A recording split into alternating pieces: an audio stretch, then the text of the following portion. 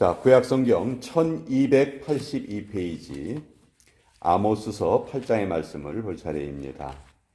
아모스서 8장 1절로 8절까지의 말씀과 11절 이렇게 두 부분을 우리가 발췌해서 읽도록 하겠습니다.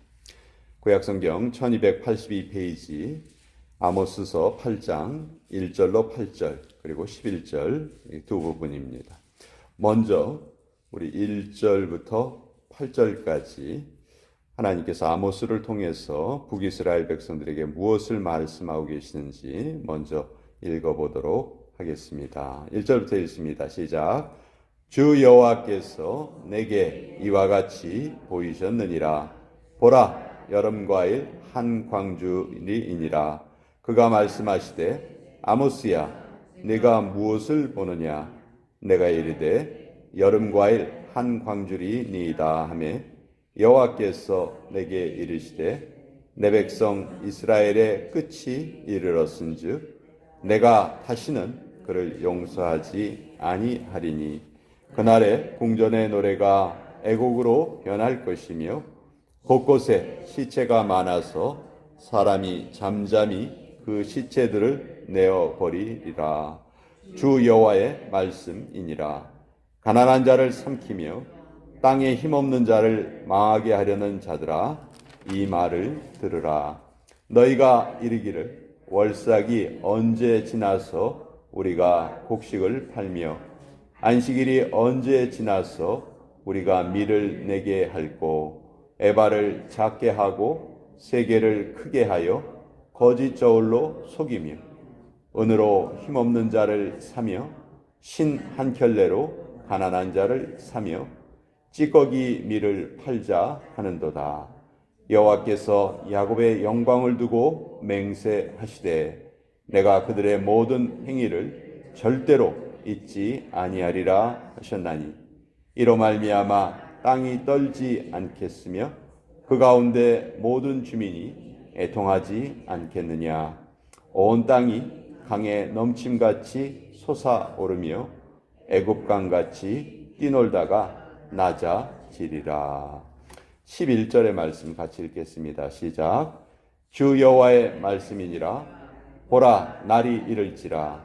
내가 기근을 땅에 보내리니 양식이 없어 주림이 아니며 물이 없어 가람이 아니요 여호와의 말씀을 듣지 못한 기갈이라. 하나님의 말씀입니다. 아멘. 자, 이 아모스 선지자, 북이스라엘에서 활동했던 선지자입니다. 근데 출신은 남유다 출신이에요. 예루살렘 근처에 드고아라는 지방에서 원래는 가축을 키우고 뽕나무를 재배하던 농부였습니다. 근데 하나님께서 이 아모스를 선택하셔서 북이스라엘로 보냈어요. 자, 아모스가 북이스라엘로 갔을 때에는 북이스라엘의 여로보암 왕 2세 때였습니다. 북이스라엘의 전성기가 언제냐면 바로 이 여로보암 왕 2세 때예요. 이 사람은 북이스라엘의 창시자가 여로보암이잖아요. 그 여로보암의 이름을 따서 내가 다스리는 이 나라를 정말 크게 왕성하게 융성시키겠다.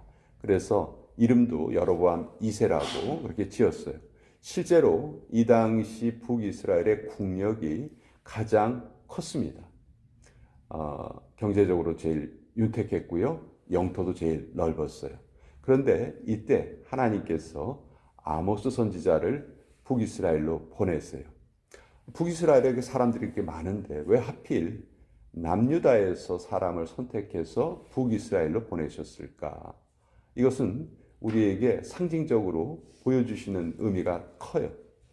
북이스라엘에 그렇게 사람들이 많았지만 하나님이 선지자로 선택할 한 사람이 없었다는 거예요. 그만큼 북이스라엘이 세상에 푹 빠져 있었다. 실제적으로 가장 왕성한 시대였지만 그 왕성함이 무엇으로 이루어졌냐 하면 정의로운 방법으로 전혀 이루어진 것이 아니었다는 거예요. 그래서 6절에도 보면 은으로 힘없는 자를 사며 신 한 켤레로 가난한 자를 사며 찌꺼기 밀을 팔자 하는도다. 다 사람들이 부를 쌓기 위해서 혈안이 되어 있습니다. 근데 정당한 방법이 아니고 남을 속이는 방법으로, 가난한 자를 학대하는 방법으로, 쥐어짜는 방법으로, 그런 식으로 자기들의 배를 불리려 했다는 것이죠. 그러니까 하나님이, 홍해 하나님이 이걸 너무너무 미워하시고 7절에 보시면 하나님께서 맹세를 하시는데, 무슨 맹세를 하시냐면 내가 그들의 모든 행위를 절대로 잊지 않겠다, 이렇게 맹세하십니다. 그러니까 하나님이 가장 원하시는 것이 정의로운 사회거든요. 공의로운 모습이거든요. 아모스 선지자를 그래서 우리가 보통 정의의 선지자다, 이렇게 별명으로 부르죠. 그 아모스 선지자에게 지금 북이스라엘의 잘못된 것을 지적을 하시고, 그것 때문에 북이스라엘이 결국은 멸망당할 것이다, 이것을 지금 아모스서를 통해서 알려주시는 거예요. 자, 우리 1절에 보시면요, 아모스가 환상을 하나를 보는데 그 환상이 뭐냐면 여름 과일 한 광주리의 환상을 봅니다. 광주리에 여름 과일이 많이 모여 있는 거예요. 근데 아모스가 이 환상을 본 계절은 여름이 훨씬 지난 계절이에요. 자, 여름이 훨씬 지났는데 여름 과일 한 광주리를 보여주셨어요. 예. 이게 무슨 의미냐? 2절에 하나님 물어보시죠. 아모스야, 내가 무엇을 보느냐? 그러니까 아모스가 대답하기를 여름 과일 한 광주리를 봅니다. 그랬더니 하나님께서 그 환상을 보여주신 이유를 말씀하십니다.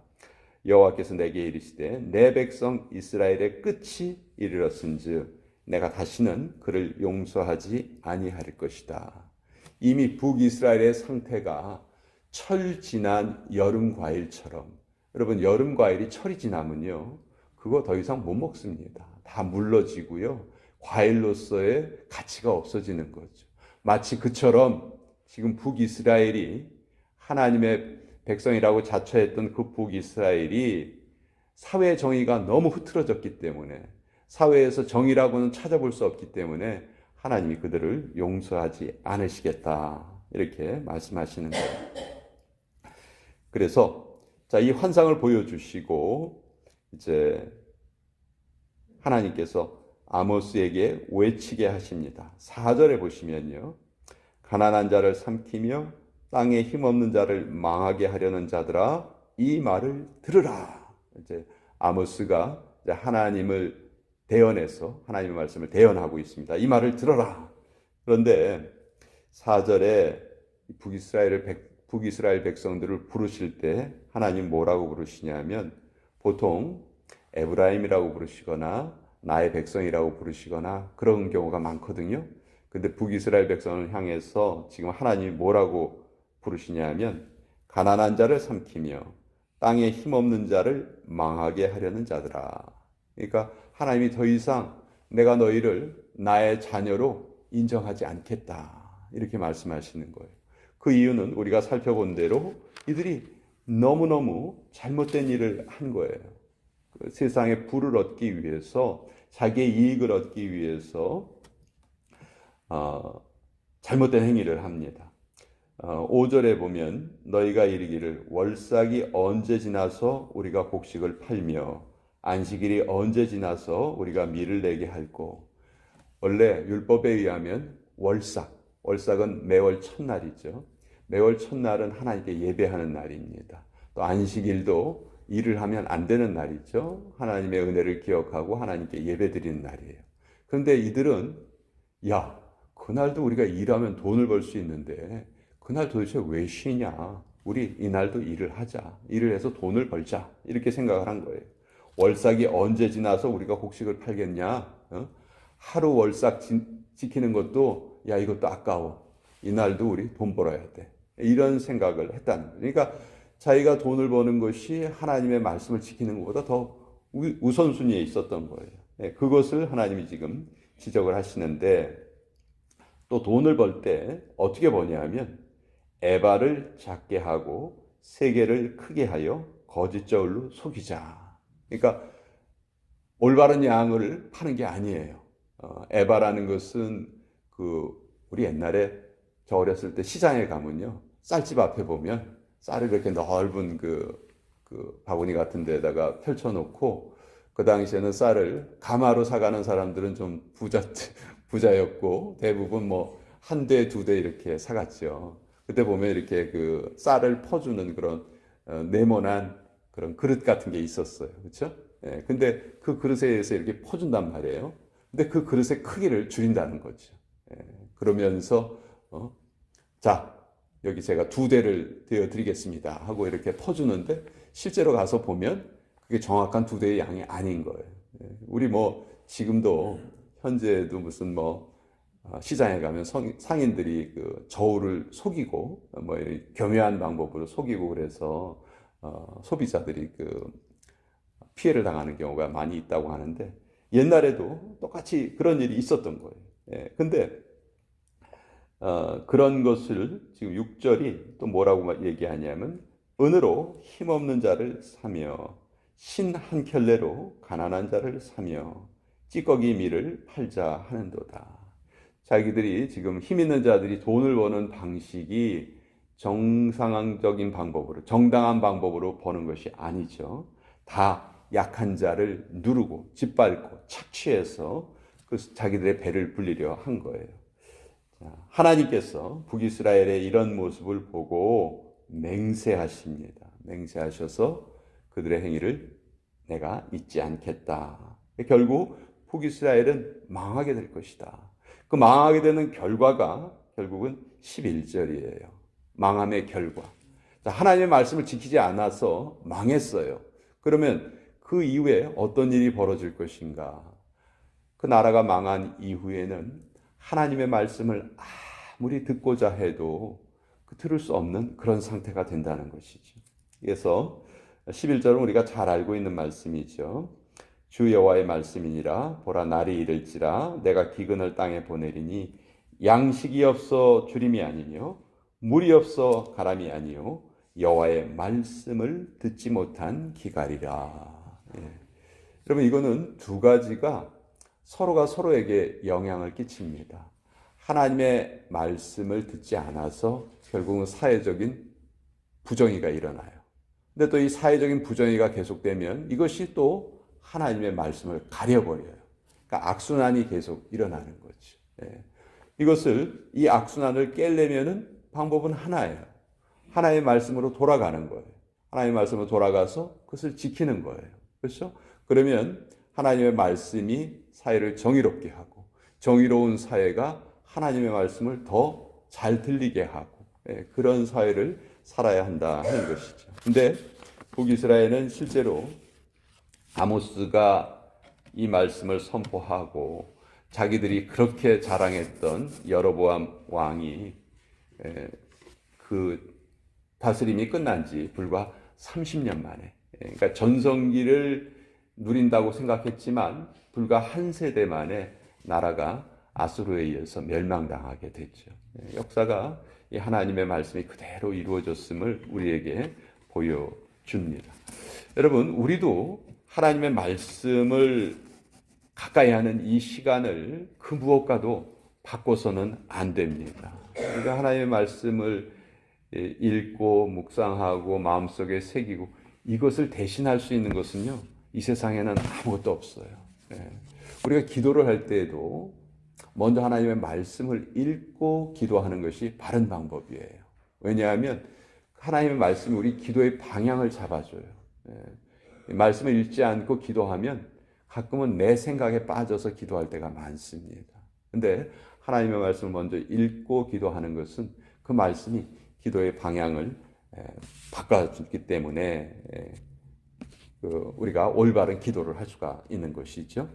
하나님의 말씀은 첫째, 우리의 영혼을 소송시켜 주십니다. 여호와의 율법은 완전하여 영혼을 소송시킨다. 마치 시든 식물들이 이슬을 맞거나 단비가 내렸을 때 그걸 통해서 완전히 새로워지잖아요. 신선해지잖아요.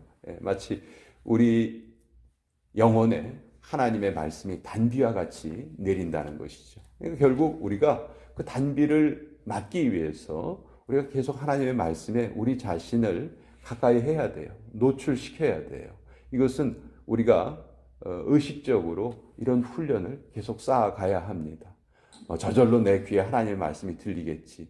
여러분, 그런 일은 잘 안 일어나요. 우리가 교회 생활을 하면서도 느끼지만, 교회 생활을 한다고 하면서도 내가 의식적으로 하나님의 말씀을 가까이 하지 않으면 내 마음이 말씀으로부터 멀어진다는 것을 우리는 삶의 경험을 통해서 너무도 잘 알고 있습니다. 그래서 정해진 시간에 하나님의 말씀을 접하는 훈련을 우리 끊임없이 계속 쌓아가야 한다. 그런 면에서 이렇게 아침 시간에 우리가 함께 모일 수 있는 것은 정말 귀한 훈련이고 하나님의 은총이다라는 것을 우리가 깨닫게 되는 거죠. 마지막 시대에 오는 기근은 말씀이 없어서 오는 기근은 아니에요.